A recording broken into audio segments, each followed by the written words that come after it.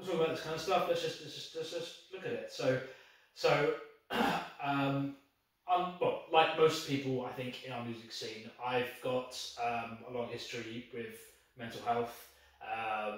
Been actively dealing with depression for 4 and a bit years now, by which I mean I'm actually doing stuff with it. Whereas before, I think I had it, but didn't twig it or didn't think about it. I also had a thing with drink. And I'm 4.5 years sober at this point now. So I should also, as a little caveat, say that I'm pretty sure I could say for Joe, also myself, neither of us were alcoholics. I think we were just drunks. Yeah.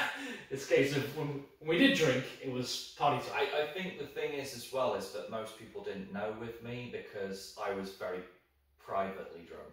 Yeah. So I wasn't capable of that. So, well, I used to go out and I would drink in the pub or whatever, but then I would get home and I'd carry on. Yeah. And so if you carry on till like 4 in the morning, you kind of destroy the whole of the next day. Yeah. And then once you get into your 30s, the next couple of days, it's like, so it was... The bill comes due. Nobody ever saw me or very rarely saw me in any sort of real states. I mean, but not in a way that, because everybody gets into a state every now and again if you drink. So like, there's 1 or 2 times where I've sort of been slurring my words and falling over, but like, I think that's the case for pretty much anyone who goes out and drinks. Anyone who's been a student at some point. Yeah, I sort of hoped I'd get all that out my system as a student, but then it came back sort of in my late 20s. But yeah,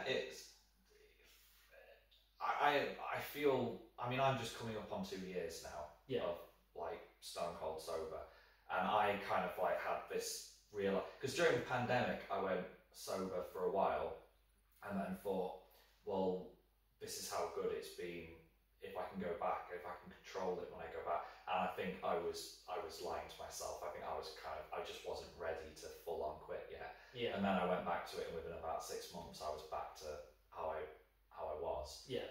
So I just decided to knock it on the head. And still sounding very familiar. But I think the thing is that I tried not to make such a big deal out of it sort of publicly, but I did try and sort of make sure with a few friends, but like because I used to be such a regular at the Rainbow and I'm never in there anymore now. Yeah. And it's kind of like there's so many people that I used to know and regularly hang out with because we would drink. Yeah. And like that's not such a thing anymore. So some people, there's probably 1 or 2 people who've taken it a bit personally. I have to say that like both my bands have been really supportive. I think with Ball it's a little bit easier because those guys don't really drink very much anyway. Yeah, they're not that kind of party people. Yeah, Hecate's a bit more heavy partying in terms of drink, like just, you know, there'll be like whiskey shots and, you know, beers and everything, but... I then play the gig and then... sometimes men play the gig. I think we're very much at a point with Hecate where we can, like, everyone can have a few drinks and still play fine, but like we've never had like any catastrophes or anything. But I think with them, first of all, they're just kind of like they're just happy that I'm happy. Yeah. And secondly, if I'm not drinking, there's more beer for everyone else. Exactly. So it's like that's another chunk of the rider going. So yeah, exactly. So yeah, I mean, but I found. I kind of had this idea that when I quit drinking, everything else would just suddenly follow on and would get a lot better. And then I think I've sort of been surprised that no, you do actually have to go and make a real effort to work on everything else, which is why like I do a lot of like sort of fitness stuff. Yeah. Trying to work on diet a bit more now because I never used to have a sweet tooth, and then all of a sudden I quit drinking and I was like, ooh, Oreo donuts. that's a thing that I've never really experienced until now. And then I guess it's that kind of replacement thing, like with smokers. Basically, when they drop that, they find something else to fill that. So it's kind of I find that when you're conscious of it, it's a little bit easier. Yeah. But like I'm not going to sit here and like I picked up some of those new Toblerone truffle things because I saw them advertised and thought they actually look really nice. Happy days. Yeah, so yeah, it's going brilliantly. Yeah. So Well, and a similar kind of thing, you know, as you know, and as most of the people who probably watch this know, I'm a caffeine fiend of the canned variety. Right. There's a can just out of shot over there, in fact. So there is. Yeah, I pray one day that I will get some kind of endorsement from someone like Monster, mainly because it will save me a fortune. So you know, and they're big into the heavy music, so you know, who knows? Yeah. Maybe I might to ride a motocross bike. Anyway, I'm really stalling it and changing the subject, aren't I? So yeah, so yeah, we talked about Dave, talked about Dario, talked about that experience, that journey, how it's not this big bombshell moment. It's a case of I think I found it's a series of hurdles. Like sometimes I fixate on it, and that's all I end up thinking about for the day. Sometimes I'm able to kind of register it, but remember that I guess it's that balancing being sad for the loss, but being happy for the memories. Which again, I know sounds really cliche, but that is kind of how it is. And some days I'm able to focus on one more than the other. And I'm guessing you may have had a similar experience. Yeah, absolutely. Like noise from the phone call. I mean, yeah, one of my best memories of Dario in terms of turning up and seeing our bands. I remember Hecate Enthroned headlined a mini festival in Manchester. I just remembered what the festival was. I'm not going to mention it because the promoter is now heavily disgraced. So but this is before the promoter was heavily disgraced. Yeah. And when we performed, Dario was right in the front and centre. And from our last album, he'd told me what his favourite song was, which was The Shuddering Giant on Embrace the Godless Aeon. It's available at all good record stores and online. So he was front and centre, and I decided I would dedicate this song to Dario, which I did. And then there was just this second of silence between that and us actually starting, at which point I just heard Dario go, "Oh wow!" Just over everyone else, like all the other noise in the room. So that was a really nice memory. And he was. I can actually hear that in his voice as well. He was thrilled as well. That, yeah. I dedicated a song to him, but because I knew we were playing it, and he just mentioned that it was his favourite track on the album, I thought I've got to. Absolutely. Especially since he was front and centre. So the equivalent of for me for that, there was a one-time festival called Reckoner that happened in the university, and Bosco Lloyd played. Both massive Bosco Lloyd fans. And they were playing in the small room. They were playing in the Foundry. For anyone who went to the University of Sheffield, Foundry is where I spent my formative years, you know, getting drunk and going to Bleach and headbanging and, you know, meeting my now wife. But yes, that was a bit of a surreal thing. But it was on, of all fucking days, you swore, I'm going to swear as well now, all fucking days, it was on Dario's birthday. And we kind of knew Al from Bosco Lloyd because we'd met through doing a cover of theirs at one point, and Joe with Gilmore Troll played Arctangent same year. And long story short, he dedicated one of the songs to Dario and basically sang it at him. And I think he was making basically the same face. I think, oh wow, kind of thing. It was so that's the kind of one I try to fixate on that, and not the being in the supermarket, getting the food shop, getting a phone call and hearing the news and then going, yeah. So, if I'm sorry to sort of steer this back into sort of more depressing territory. No, that's part of what we're dealing with here. So I think we should really talk about sort of how other people react who are sort of maybe not as close to the individual and everything, because I mean I was friends with Dario. I was not as close with Dario as you were. I was not as close with Dario as like Jake and Gareth were. Yeah. But I remember when we got the news, it was down to me to actually phone both Gareth and Jake and tell them. Yeah. Which I remember Gareth being at Gareth was at Damnation Festival, and I just had to I had to phone him and tell him, and he's since told me when he saw the phone call coming in, because everyone was looking for him at the time, everyone was looking for Dario, wondering where he was. Because he was supposed to be picked up to go to the show. Yeah, and like Gareth said that, like inside he knew, like straight away when I phoned him. So like, I felt, I still to this day kind of feel guilty, even though obviously it's something that, you know, if it hadn't been me who had done it, and it was probably better coming from me than, not to say that anyone else would have, you know, not handled it as well or anything, but I think maybe myself, because obviously me and Gareth are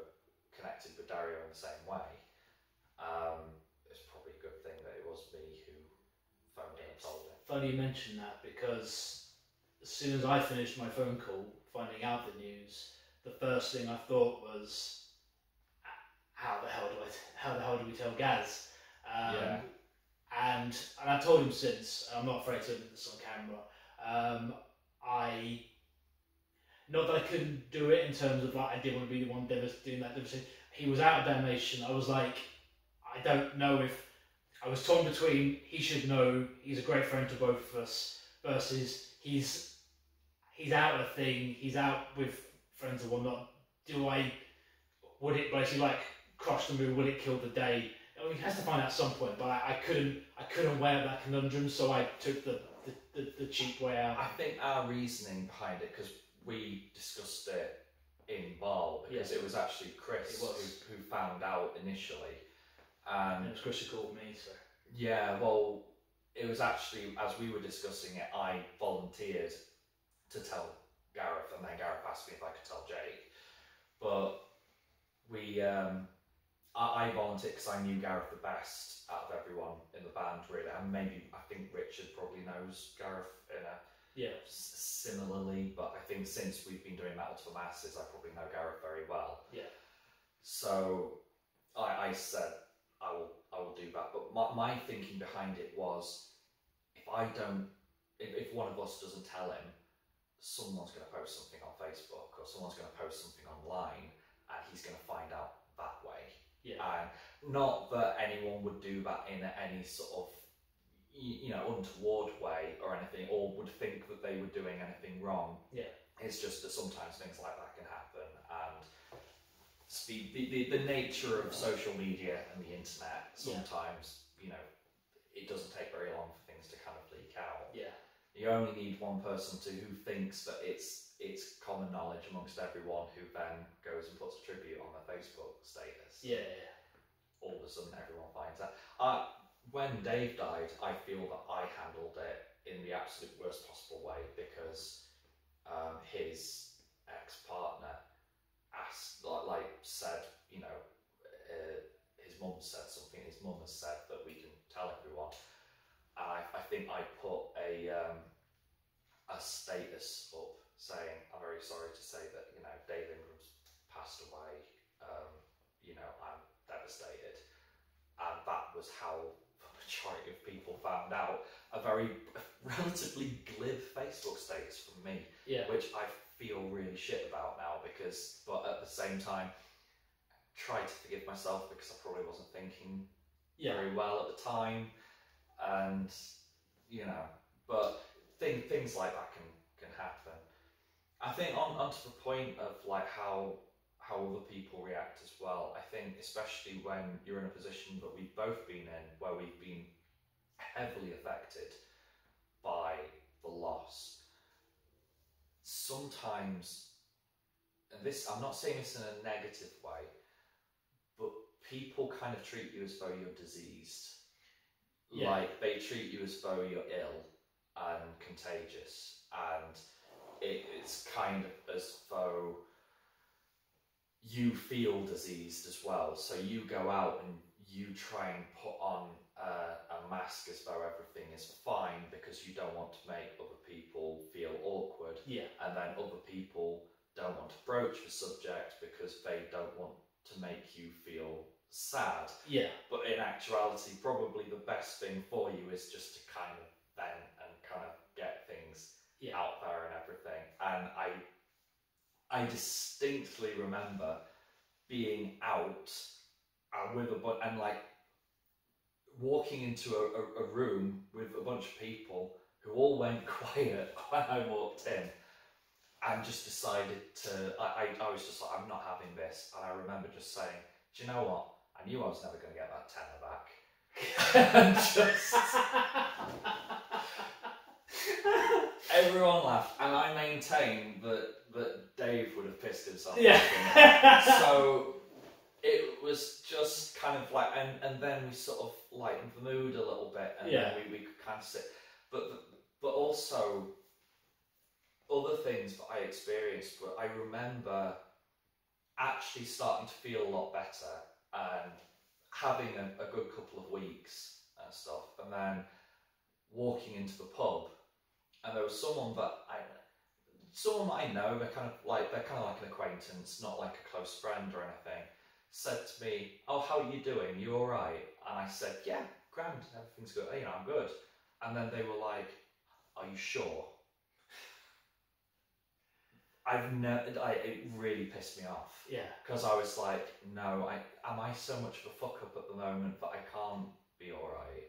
Like, it was never intended as sort of being any sort of harsh, that it was sort of said through like genuine concern, but you get quite hypersensitive over certain things and stuff, so you just have to be kind of like aware of it. Yeah.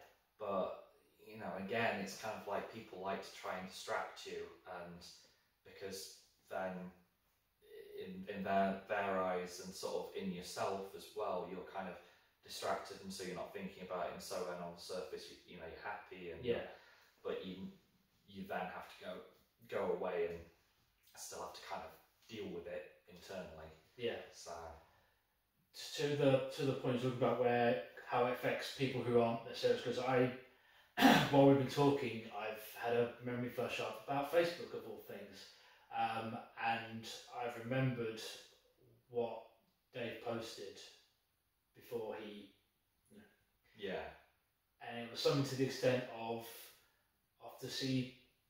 going off to see Phil and Lemmy, and I hadn't twigged it. I hadn't twigged the severity of that, because at this point we're talking about Phil Steele, isn't it? I'm not a big time guy. I'm sorry.